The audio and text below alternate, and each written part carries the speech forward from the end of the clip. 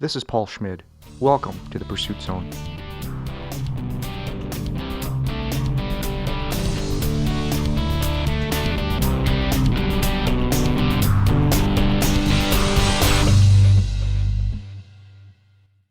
The Jungle Ultra is a 230-kilometer foot race in Peru. Competitors have 6 days to complete the 5 stages of the race, starting in the cloud forest and descending 10,500 feet to the Amazon jungle below. Hollie Woodhouse ran the Jungle Ultra as part of a team known as Running for Rangers. They compete in marathons and ultramarathons to raise money for the welfare of the rangers who risk their lives daily to protect African elephants and rhino. Hollie is also the creator of Say Yes to Adventure magazine, with the tagline, "Ordinary people doing extraordinary things." It's filled with inspiring stories, photos, and illustrations around the theme of adventure. You can learn more about Hollie and her pursuits at holliewoodhouse.com. Hollie Woodhouse, welcome to the Pursuit Zone. Thank you. Thank you for having me on your show. Hollie, how did you come to be involved in this Jungle Ultra race?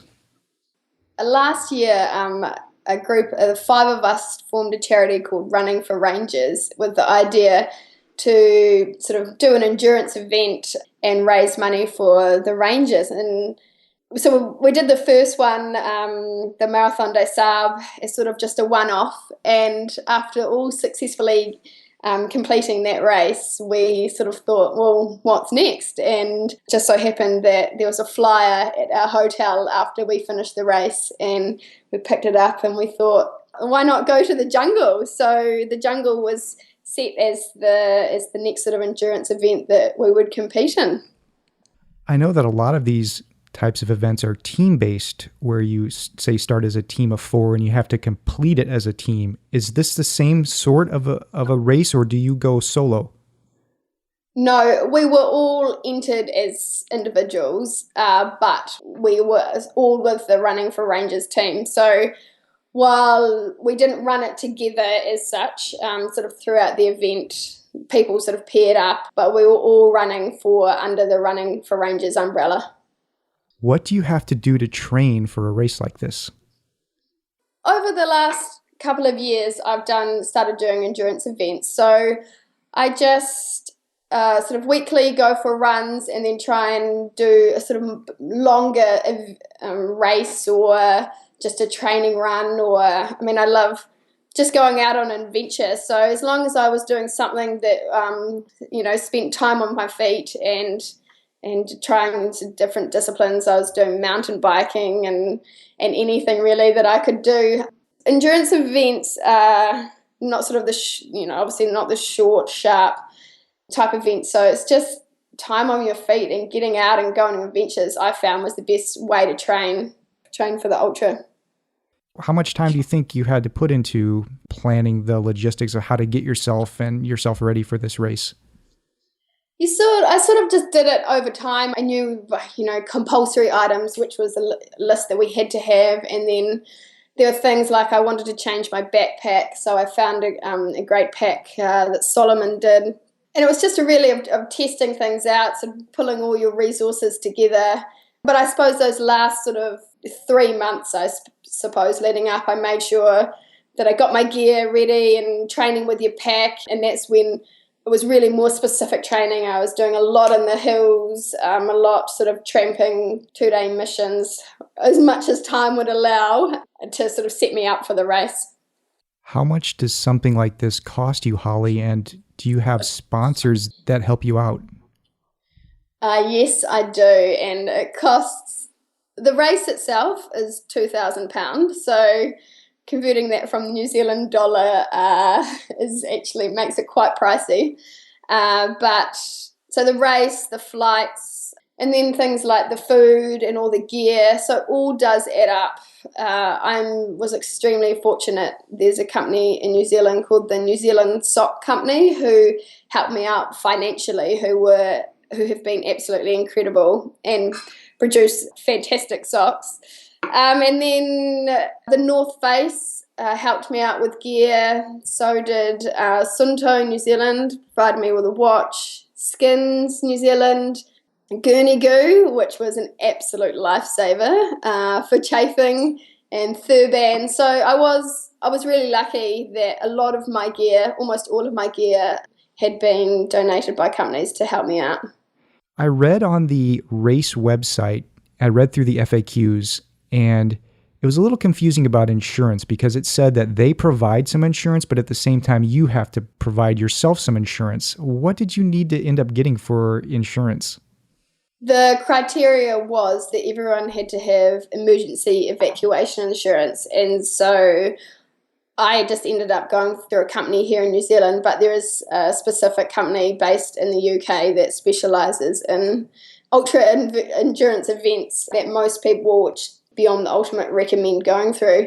So it was obviously just your normal insurance, and then we just had to make sure that there was that emergency evacuation insurance within the policy. Do they make you prove it?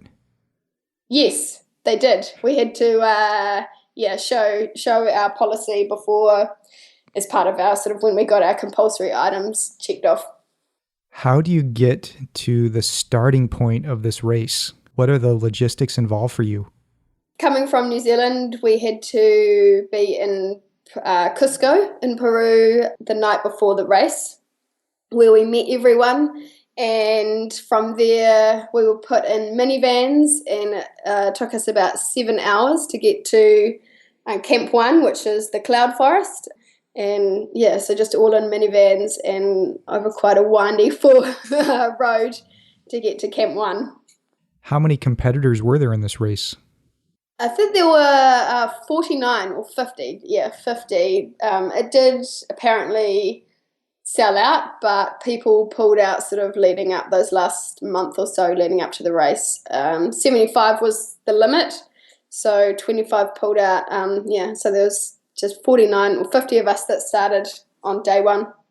So in addition to checking your proof of insurance, they also go through your stuff? How does that work? Do they just say, empty your backpack and let's see if you have all the stuff that you need? Yeah, exactly. We were all outside our tents, and they walked around to everyone, and you had all your gear laid out, and they went through and they ticked off every compulsory item that was on their list. So medical, food, sleeping bag, everything that they required for us to complete the race. Minimum of what was required to finish the race. What are you carrying in your backpack, and how much water do you carry with you?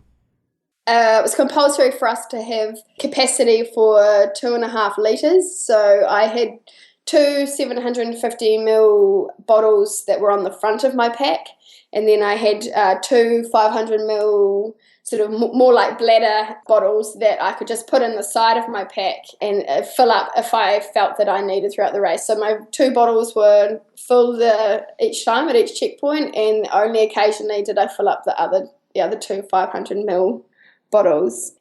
In my backpack was sleeping bag, hammock, all my food, medical gear, a spare change of clothes for at night time, and should have taken trekking poles but didn't. That was one thing. If I was to do it again, I would definitely recommend to anyone to take trekking poles. What percentage of the people had them and did not have them?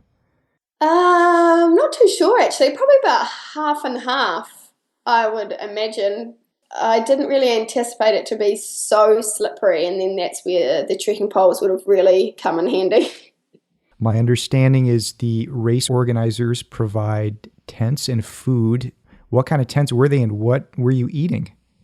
They provided a tent on the very first night, and then from then on we had to sleep in the hammocks, which we carried ourselves. And so they were just little 2-man pup tents that were set up. No, they didn't provide any food. We had to bring all our own food and carry our food right from when we left Cusco. So there's no they don't even give you the opportunity to do a drop bag at each checkpoint?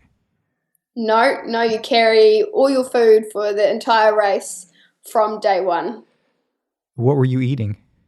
Breakfast and dinner were dehydrated meals. So I'd have muesli in the morning and then a meal in the evening, like beef stir fry or something like that. And then throughout the race, I just had a mixture of, I'd made a scroggin, which had just nuts and cranberries and raisins and chocolate. We had, what else did I eat? Muesli bars, gels, beef jerky. That was sort of about what I had during the day. Let's talk about some of the stages of the race, and I'm wondering if you can kind of relive the highlights for us of each of these stages. Stage 1, which I pulled these off of your blog, and like the first one has a name called Cloud 9. Are these names that you gave these, or these came from the race? No, these are the names. So the Cloud Forest, yeah, these are the names of each stage that the Beyond the Ultimate have called the race. What do you remember about the first stage? Oh, I unfortunately had a gastro bug.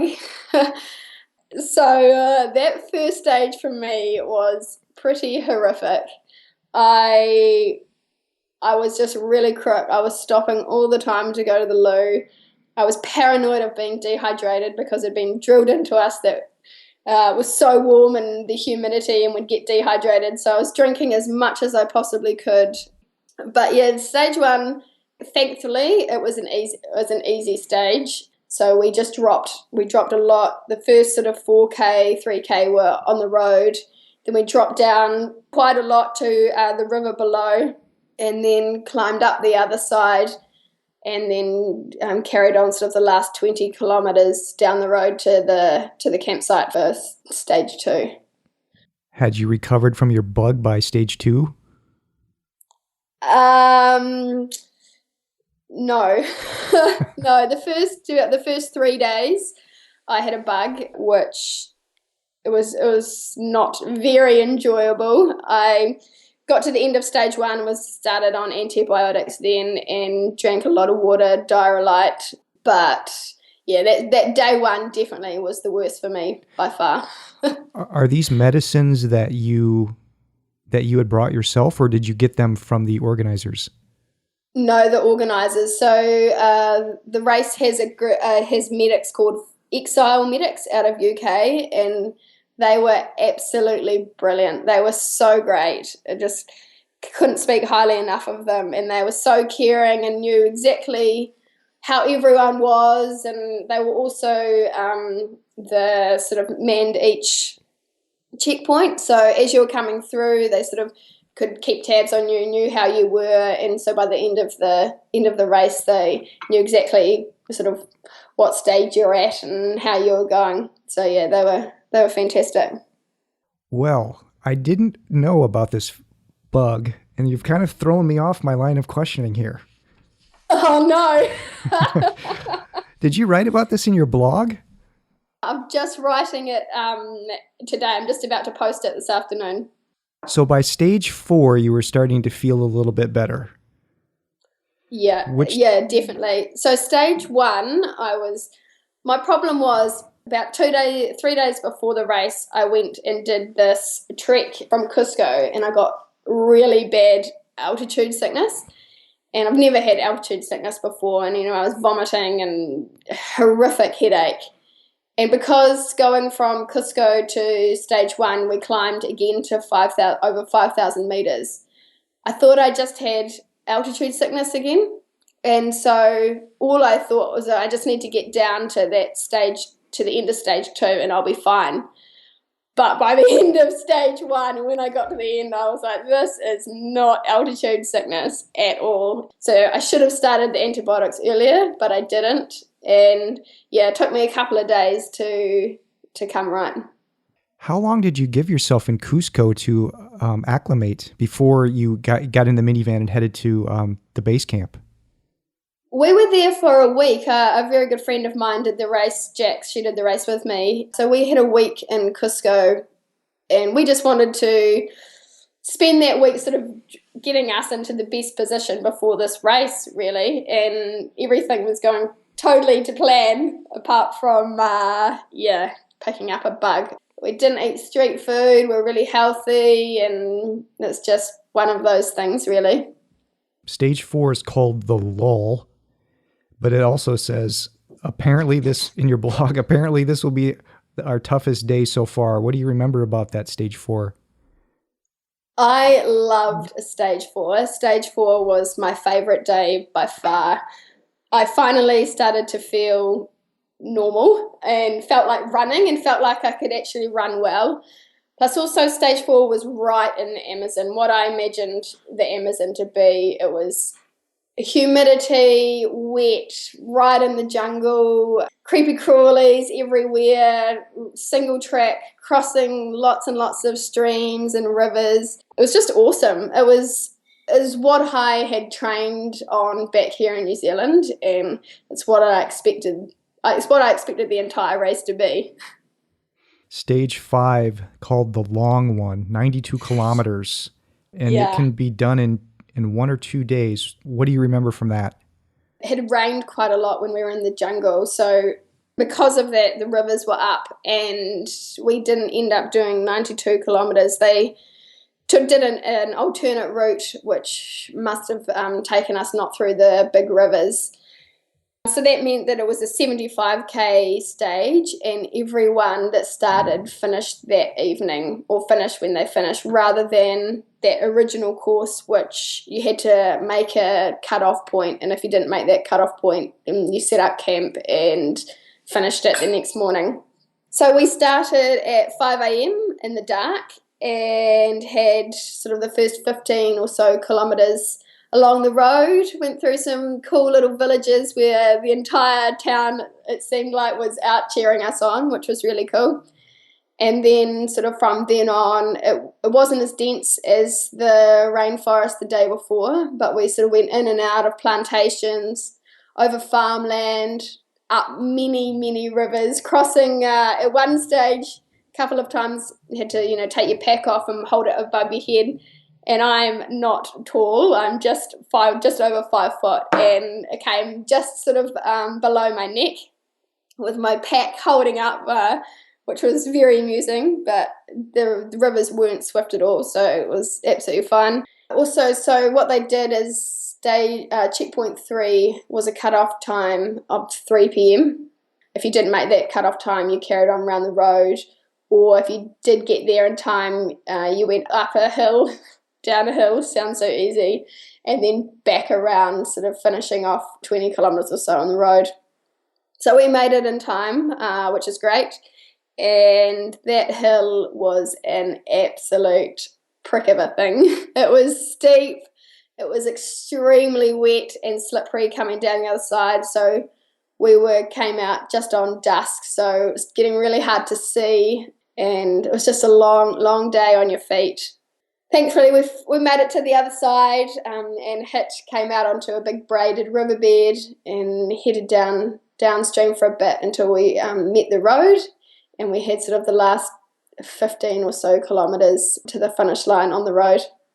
There was 5 of us from the Running for Rangers team, myself and 4 others, that did almost that whole stage together, and I know it's an individual race, but doing it with those other people and just the banter and sharing the memories and the experiences together, it was, definitely, it was an awesome, really awesome way to finish.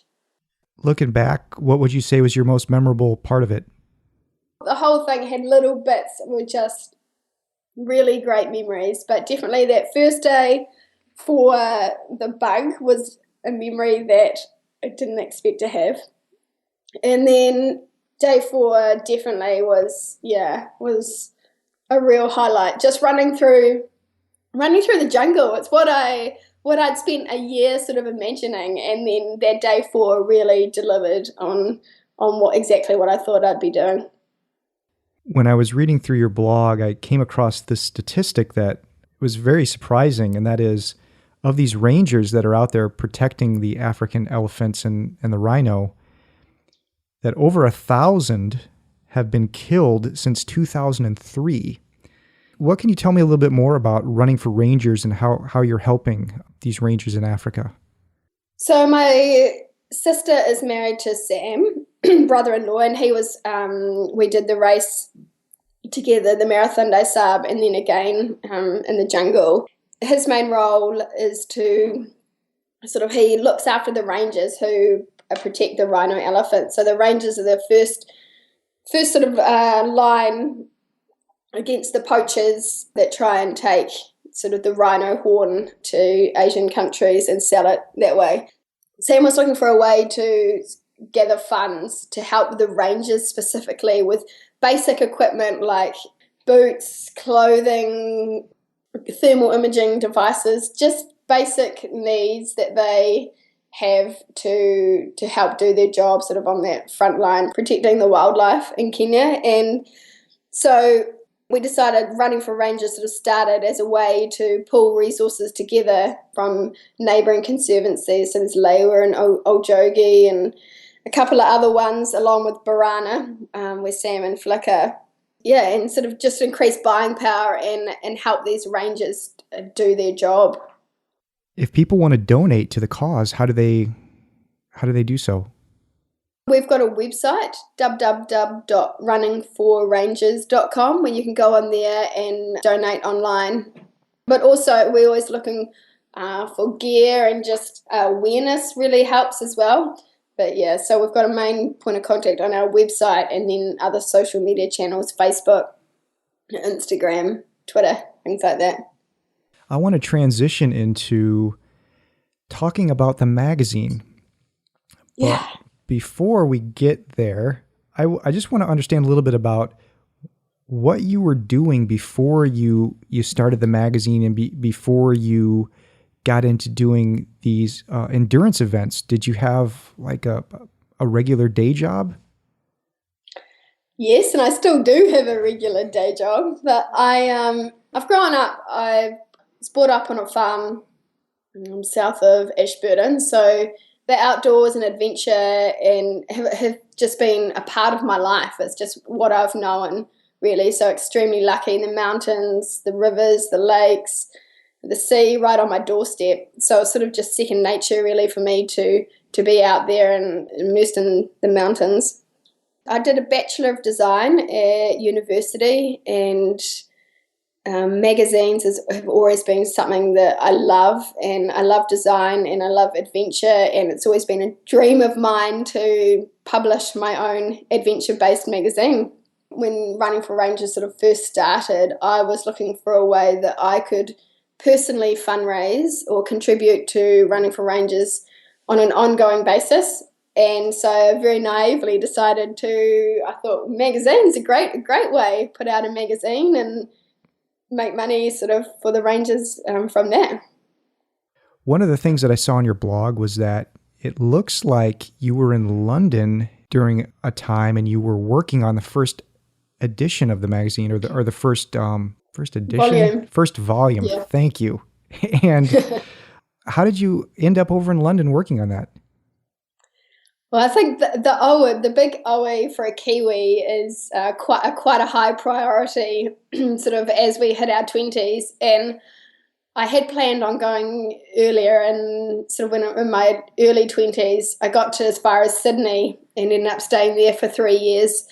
And then I actually came back to New Zealand, and you have to be under 30 to apply for your visa to go and live and work in London. So I think I had about 2 months spare, and I thought, if I don't do it now, I'm never going to be able to do it, and I'm going to regret it. And so I just applied for my visa and just decided to go. And I had if I had a 1 year limit, and if I got to the end of that and wanted to come home, then that was fine. But I really wanted to go to London and just explore that life and travel around Europe and do as much as I could. And so that's how I ended up in London, and I was working, just doing freelance design jobs over there, and that London winter, pretty horrific, which was really great actually, because I just sat at my computer and started the whole process of setting up Say Yes to Adventure magazine.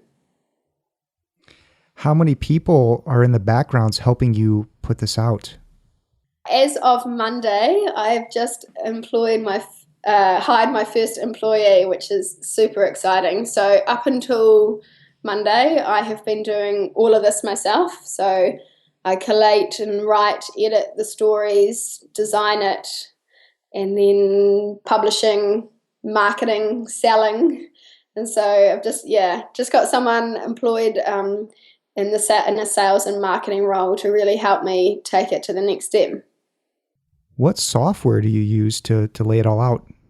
I use InDesign to lay it all out, which I love, and then combination of Lightroom and Photoshop to edit the images, and just sort of those two really pull it all together.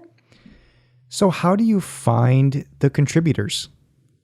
Obviously, for that first volume, I had to reach out to everyone, and the response was awesome, and the belief in the product that those people showed me was incredible, and I'm extremely thankful to them for helping me launch that first volume. And then over time, I get a lot of people now that write in. I'm always looking for adventure stories, and no matter how big or how small or whatever the discipline, really, just has to be based on a personal experience of going on an adventure, and it can mean so much to different people. Yeah, people just get in touch, or someone might tell me, "Oh, have you heard about this person? They're off to do this. I think it would make a great story." So I'll get in touch with them, and as long as there are good quality photos to accompany the story, most of the time the story gets published. Do you find that most of your contributors at this point are from down under, or do you get contributors from all over the place? I'm starting to broaden the sort of where the contributors come from, but just because I'm based here, it has been sort of so that most of the contributors do have a connection somehow with New Zealand. Ideally, I would love it to be a very sort of 50-50 split between New Zealand and the rest of the world, because there's just so much going on, and hopefully over time, as the magazine sort of heads offshore, that will happen. It's nice to try and keep a balance so it's not all New Zealand. How long does it take from when you say, okay, the last volume's done, now it's time to get to work on the next volume? How long does it take for that process until you get to print? I've got sort of 3 months for each issue, being quarterly. And sort of it's just a constant, I can't say it's from exactly 3 months, because it's just like a fluid process. People write in, I go back, we get the story, we get the images, we edit the images, and then I'll sit down and it will take me about 2 weeks to actually put the whole magazine together. And then from there, once that's done, go through, edit, takes sort of like a week and a half, 2 weeks to go through and do all the edits, check that everything's okay. I always double check with the contributors that with their final layout that they're happy with it before it goes to print. I think it's really important for people that have reached out to me with their story and with their images, that when it actually goes into print, it's something, it's up to a scratch of what they want it to be as well. And so by the time that all happens, and then it takes about 3 weeks from when I send off the final copy to the printers to when those magazines arrive on my doorstep.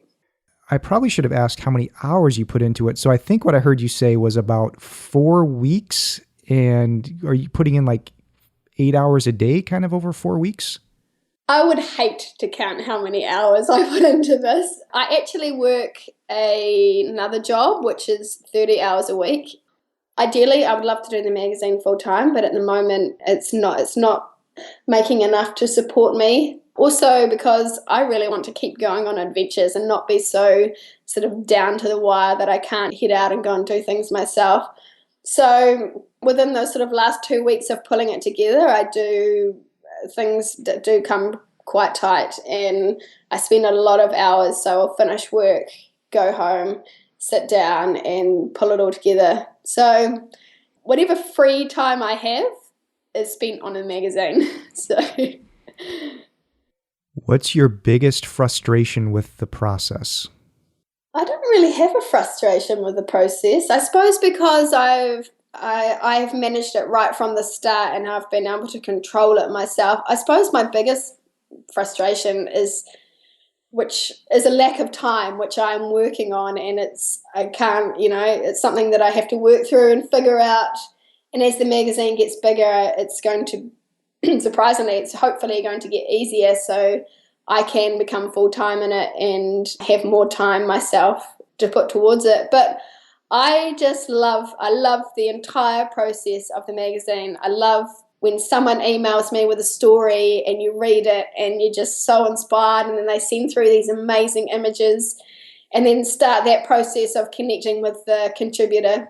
And then designing is just, I love doing the layout, pulling it all together, turning it into a magazine is really exciting. And it's also very exciting getting, when you pick up that copy back from the printers, and just the smell and the weight and the feel of a magazine is what I love. You get emails from just random people saying that they have seen your magazine and they've been inspired to go and do their, just head out and go for a run or go on an adventure themselves. And so, I mean, that entire process, being able to live every part of that is, it's really awesome. And it's why I started this magazine in the first place. How has the magazine been received so far by your readers, and what kind of feedback are you getting? I have fantastic feedback all the time. People just have such great things to say about it. I just love the conversation that it starts, and people will start to tell you about a story of their own, or give you an idea on what they think you should be doing, sort of where places to sell it, or it's just that whole process is just, I love it. It's fantastic. What doors has starting the magazine opened for you, and have any of those doors been completely unexpected? Absolutely. I started my magazine hoping that it would open doors, but I didn't really know what those were going to be. And it's just that I think the biggest doors is the people that I've been able to reach, that without a magazine, I had no really real reason to reach out to them or to hear their story. And so just, the people you meet and the opportunities that come from that then sort of flow on to something else are just huge. What's the future plans with the magazine, unless they're top secret? Do you have do you have any plans to maybe start advertising in the magazine, or to go digital, or what can you tell us? I have so many plans, and 230 kilometres through the jungle, I had thought up so many more. The biggest goal this year is to head offshore and be able to be purchased in stores outside of New Zealand. So we have plans for, at this stage, Australia, definitely the UK and Europe, and we're looking at sort of the States, Canada, Asian market as well. So we're thinking big at the moment, and which is what I think we have to do to be able to really take the magazine forward. And advertising, that's something that is going to ramp up, and there is advertising at the front and at the back of the magazine. So that's another thing. And I'm just not so sure on digital. I know we live in a digital world, but I love the fact that my magazine at the moment is only available in print, because it means, like, if you've got a magazine on an iPad, you're pretty much the only person that's going to see it. Whereas if you've got a magazine on a coffee table, people pick it up, they flick through it. It's the whole experience of a physical magazine. It can sit in coffee shops. It can just sort of be placed anywhere. From the very start, I was very anti-digital. That may change, I don't know, but at the moment, we're not going digital. So for right now, Hollie, how can people get a copy of the magazine if they want to? If you're based in New Zealand, it's available at stockists sort of throughout the country, which is on our website. They're on our website. And if you're overseas, then we've got an online store. So just jump onto our website, www.sytamagazine.com, and we ship worldwide. So it just goes out. I do it pretty much if an order comes in, it gets shipped out that day, and hopefully people will receive it sort of within a week to 2 weeks at the most. I read that you've started doing some speaking gigs. I'm wondering how that's going and how you're enjoying that. I have. When I got back from Marathon des Sables, I wanted to thank a lot of people that had supported me, and so I thought a great way would just to sort of share my experience of the race. And from that, other people have just started to ask me to speak at sort of their events or business meetings and things like that. Before this, I had an absolute phobia of speaking in public, and now I love it. And the reason why I love it is because I'm talking about something that I'm passionate about, and I just get up there, and sometimes you have to, the bell goes, I'm like, no, but haven't even finished what I need to say. But yeah, it's very easy to talk about something that you're so passionate about. And so yeah, I love it. I love sort of spreading the running for ranges, sort of the whole idea of how that came about, and that charity just adds a great dimension to what I'm doing myself personally, and then also how the magazine connects with that. So I think I've got quite an interesting story to tell as well to get up there. So it's good. Hollie, what's next for you? I've said that magazine has to become a bit more of a priority, especially over the next 6 months to a year. And saying that, I've just signed up to do the Coast to Coast again, which is a multi-sport race based here in New Zealand from one side of New Zealand to the other, which involves road biking, kayaking, and mountain running. So plan is to give the 1 day a crack, and that's in February next year. And so that's sort of like a 6-month goal, and I'm sure there'll be something that pops up. How can people contact you if they want to learn more about you, the Say Yes to Adventure magazine, or running for Rangers? So I'm across all social media platforms, but the best place to find me is to go to my personal blog, holliewoodhouse.com. So that's Hollie with an IE. So that's me personally. To find out more about my magazine, you can find us on Facebook, Say Yes to Adventure magazine, or go to our website, www.sytamagazine.com. And Running for Rangers, also we're across all social media, and you can find our website, www.runningforrangers.com. Hollie Woodhouse, continued success in everything that you're doing, and thank you so much for coming on the show. No, thank you. Thanks for inviting me. It's been great. Recorded July 14th, 2016. For more great podcasts, visit thepursuitzone.com.